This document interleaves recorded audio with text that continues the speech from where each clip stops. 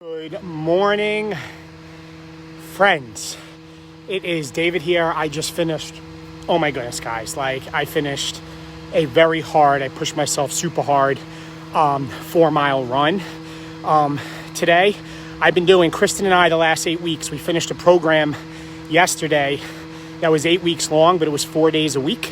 It was HIIT, cardio and weightlifting. I loved it. You had 3 days off, but 2 of those 3 days off, I would go running, because running for me is therapeutic. It's something I've done since I've been little as a lifeguard, through running marathons. I enjoy it. So today technically was a day off from our program that ended yesterday. We actually have to figure out what we're going to do next. And the luxury is we have hundreds of stuff to choose from.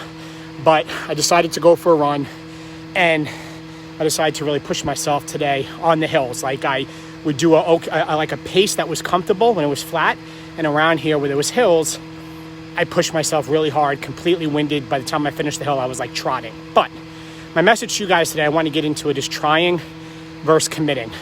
Guys, trying, and I'm going to give you 3 points to help you manage this, okay? Trying is something that people often say they're going to do. Hey, are you going to get your exercise in tomorrow? I'm going to try to get it done. Are you going to be at that meeting tomorrow? I'm going to try. Are you going to build that business you've been talking about for months or years? Yes, I'm going to try to do it. People that join our team as coaches, or people that want to join our team. Yeah, I have so much going on. I'm going to try.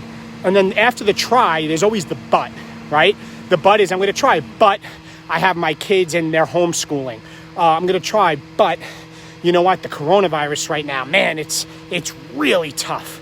Or I'm going to try, but it's crazy. Guys, the difference is, and I got to switch hands here, the difference between trying and committing is it becomes a priority so that your shoulds become your musts. I'm going to say that again. Your shoulds become your must. Your trying is the things you should do. But when your shoulds become your must, then all of a sudden you're committed, because you're willing to do it no matter what happens to you in your life. Guys, right now for me, I have worked more than ever. I'd probably have to compare this to September 11th. Between the coronavirus in New York, right, working down in New York City at a testing site that I got up and running for a couple of weeks, then everything that's going on right now with that law enforcement officer that I'm appalled about that did that to George Floyd. But I have been busier than ever. I have gained so many more days off because I'm working so many of my days off. But you know how many days of exercise I missed, even on the 14-hour days, even when I had to be down in the Bronx by 6 in the morning and get home at 8:30, 9 o'clock at night? I missed nothing. I miss absolutely nothing in the last couple of months. You know why? Because I was committed, because it's a priority to me.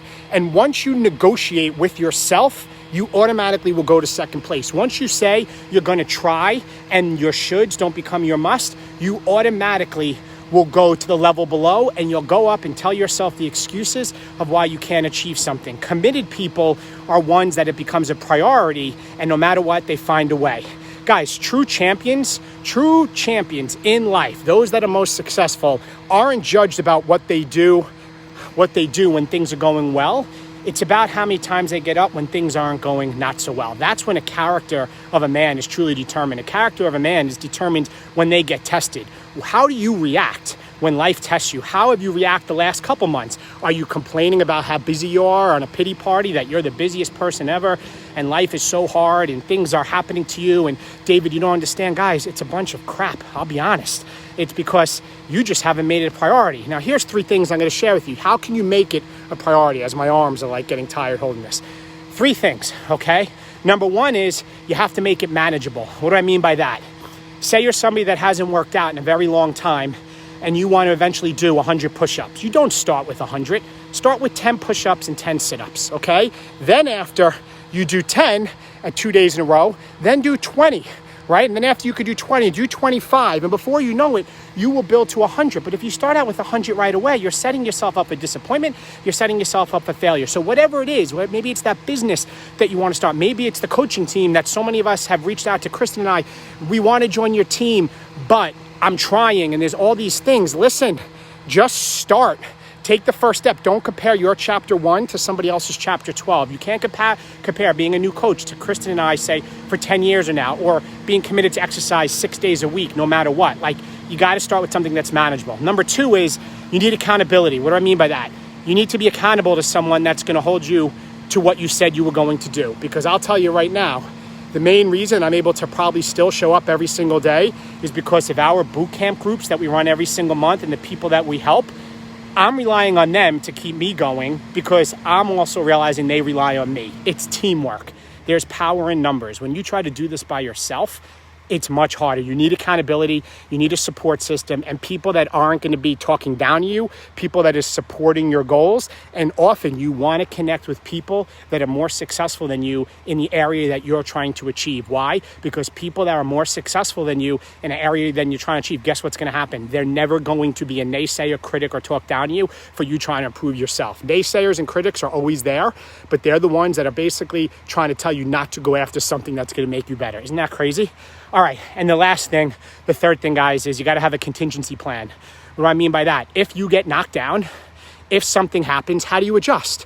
If all of a sudden you have to work a long work day for a week ahead of time and you know in advance, can you sit down on a Sunday and map out your schedule so you can make sure you get your workouts in, or make sure you get your business hours in, or make sure you read that book that's going to improve your mind? You have to have a contingency plan so that when in fact life happens, which it's going to happen, right? That you know what to do to improve to get to that next level.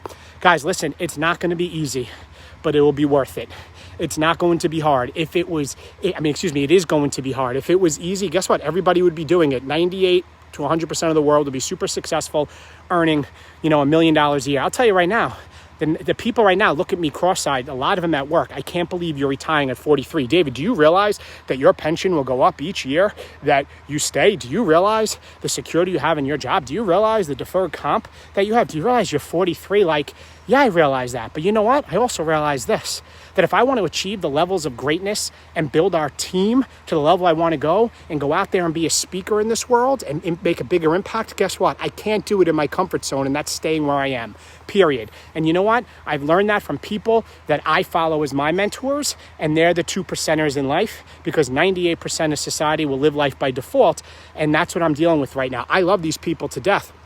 And it's not just work. It could be friends. It could be family, questioning what I'm doing. And that's okay. I appreciate that because that's totally understandable. And I relate and I respect it 100%. But I know for me and in life, if you want to achieve the next levels in life, you have to be committed. You can try, right? You realize that you grow through fear. So you got to face your fears, right? Fear is false evidence appearing real. It doesn't exist. You got to be committed, and you have to understand that you got to give up to go up. I got to give up something that's good, which is what I do now, to go after something great. So guys, that's my message for you guys today. If this is of value to you, please share it, tag a friend. I am going to be trying, as I'm trying now, to do a lot more of these messages. I used to do, hundreds of them, and it's just in the last couple, months or years, I want to get back at it because I feel like I have so much that I've learned and so much I want to give back to you guys. So share it, tag a friend. Love you guys. Have an amazing Saturday, and I'll talk to you soon. Bye-bye.